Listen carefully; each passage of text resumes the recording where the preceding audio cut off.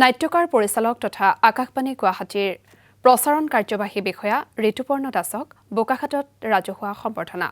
ঋতুপৰ্ণ দাসৰ নাট কুৰুক্ষেত্ৰ ভাৰতবৰ্ষৰ ২২টা আঞ্চলিক ভাষালৈ অনুদিত হৈ সম্প্ৰচাৰ হৈছিল ১৭ নৱেম্বৰত। নাট্যকাৰগৰাকীৰ এই সাফল্যৰ বাবে সম্বৰ্ধনা জ্ঞাপন কৰে বোকাখাতবাসীয়ে।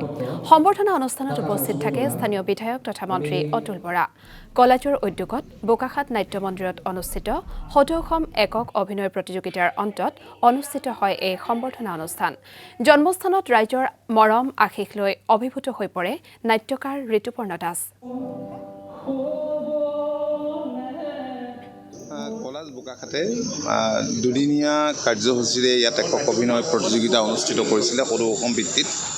যথেষ্ট প্ৰতিযোগীয়ে অংশ লৈছে। ভাল লাগিলে অনুষ্ঠানটোত উপস্থিত থাকি আৰু ভাল লাগিলে যে কেইগৰাকীমান বোকাখাতৰ বৰেণ্য ব্যক্তিক শ্ৰদ্ধা জনোৱাৰ ব্যৱস্থাও কৰিছে আৰু লগতে বোকাখাতৰ সু-সন্তান ঋতুপৰ্ণ দাস